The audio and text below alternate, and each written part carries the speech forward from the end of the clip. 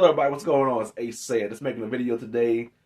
Go over something I went over with my friends last night about how really to get into riftbound TCG. I've been playing it for a little bit now and been having fun, but there is some things about it that's kind of like dragging me down a little bit too. So let's get into it.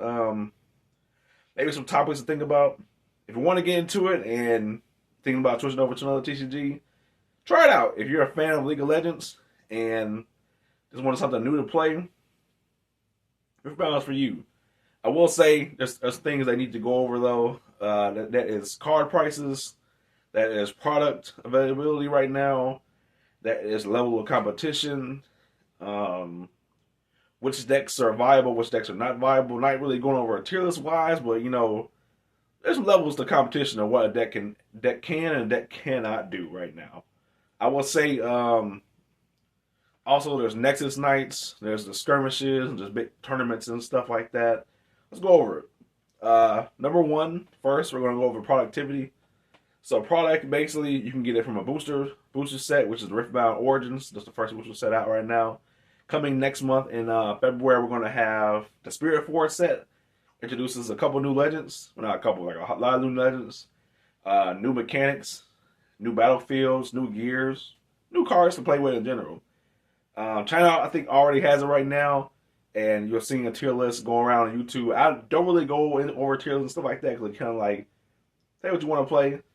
Basically, the Riftbound Origin set, you have the Proving Ground set, which introduces a 4-player format, introduction to the game, and the 3 starter decks, which are Jinx, Lee Sin, and Victor. Yeah, Jinx, Lee Sin, and Victor. So basically, regular packs. You also have the Nexus Night packs, which are like the little black pack. Okay, I got a picture of them on the screen pretty soon, but picture of those as well, and the regular sets. And then right now, kind of just trying to go into Nexus Nights and trying to just earn packs with the decks I have and pull something that I need from that, because right now packs are a little bit scarce. There are waves of the first set being pushed out again, but as of now, not much is being pushed out by me in my local area, my locals right now. Those are the products you can get right now. You can also try to find single cards, as the prices are dwindling down a little bit from the beginning of the game, where some cards are going up, some cards are going down, some cards are kind of staying where they are. Some cards that are meta relevant are going to go skyrocket it up. So it's really crazy about that.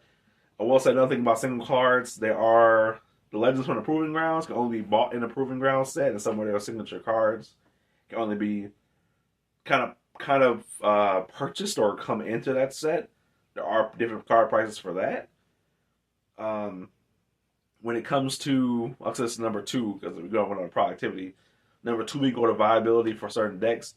Don't listen. You can listen to tier lists. They are helpful when it comes to trying to pick a legend that you really want to play.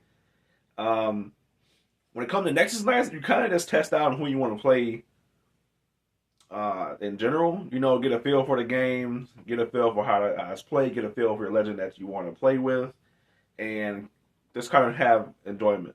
When you're playing with a little bit of a more of a competitive local setting and stuff, there are certain legends that are going to be played like crazy. In my personal experience, it's just full of Kaisas. A lot of players that used to play other decks have now just switched to that because they can't really play Annie because maybe they didn't get the Proving Ground set, which that legend comes in. I'm not 100% sure, but follow some tier lists. Pick around a deck that they say is like, if you don't want to go meta-wise, at least B tier, so you can at least have some enjoyment when it comes to locals. But picking a deck that's lower tier than that, there are a few legends that are like kind of base level, like you can get by. And there are also a few legends that just can't make the cut. It's not worth it. You can make the deck for it. But just can't make the deck. Just can't make the cut for it. So we went over productivity, we went over the singles. When it comes to Nexus Nights, earning packs, different stores will probably provide different type of pricing. The Nexus Nights also provide those little Nexus packs that provide certain foils of cards, and then they also provide like foiling of different artworks of like the runes, which are going up in price. Really cool. When it comes to the gameplay itself, let's talk about that.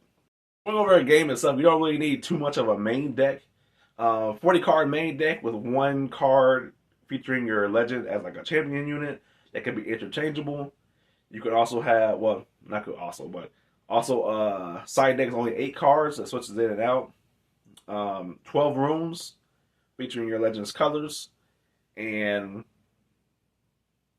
I believe there's 3 battlefields that you pick from. Interchangeable. I think you can have a side. I think you can have a battlefield on the side deck, but don't quote me on it. I'm not 100% sure, but yeah, you can have 3 battlefields, 12 rooms, up to 40 cards, and 1 legend unit, which is included into the 40, and the legend itself, which is the 1 card, and the side deck of 8s. Surprisingly, you can flush through your deck very fast when it comes to the game, and also how you win the game is basically going to 8 points, where the 8th point is whether you hold as a score or conquering 2 of the last battlefields toward the end. Riftbound also features a color system where different colors are set for different legends. I believe, if I had to say, it's green, purple, blue, orange, yellow, and red, which are the 6 colors right now. I don't know if later on in the future we're going to introduce another color, but as right now, it's a solid foundation coming from someone that played Magic or someone that played One Piece is similar to that. So I look into it. Getting into the game, it's not very hard when you can find a product of like the starter decks, but trying to actually build a deck right now, depending on what legend you want to go for, crazy expensive. So coming as someone that's like casually playing it and trying to get other people to play the game, just trying to warn them now that card prices will go down eventually. But I can feel you if you want to wait, see how the market goes, see what decks are actually viable you want to play with. Don't even really feel ashamed if you want to proxy some stuff. I know people don't like the proxy stuff and everything, but if you want to just test out and have fun with the game for Nexus Nights and Free for All and everything, have that. Formats right now are 1v1, 2v2, and also the 4-player free for all. 4-player free for all is super fun. Highly recommended if you want to just get into the game. 1v1 is like the biggest competition where they just have like the regionals and stuff for it if you want to get into that. And 2v2, only played it like one time. 2v2 is pretty fun. The list of legends for League of Legends are like very vast. Not every legend has a card legend right now when it comes from the game to the TCG. But in the future, we're going to have more sets, more legends, more cards to work with, and overall, the market's going to be very fluctuating how it is. But that is basically the gist of getting into the game. Like I said, starting from a new player perspective, you have the options of what product you want to buy, you're trying to upgrade and everything like that. Be aware that the card market right now for singles and productivity is low at the moment, but in the future, we're going to hopefully kind of expand on this. I want Riftbound to actually grow. I do enjoy playing the game. As of right now, I'm taking it a little bit slow because I don't have certain cards to make the deck viable right now and I want to play. I am simply a Yasuo player, a Jinx player, and a Victor because I got the starter decks and everything for it. Really enjoy Yasuo, different type of play style, and the colors of green and purple are just like super fun to play with. Other legends that are really popular right now, if I had to just say like, maybe throw some legends out that you want to try and look into, but be warned, card prices are crazy right now. Kaisa being one of them, Set being one of them. Teemo maybe a little bit budget. Yasuo is a little bit budget as well. You also have the Yi. You also have Misfortune, which plays Dazzling Auroras if you want to go that route. Look up tier list. YouTube has great content when it comes to deck lists and everything. I don't have enough money. I don't have enough cash on me to make every deck that I want to play. But when it comes just to playing the game and getting news out and making deck lists and everything, I'm going to try to do my best on my channel to actually do that. But yeah, that is Riftbound entirely. I hope people have to get to check out the game if you're coming from other TCGs or just want to test out this game as well.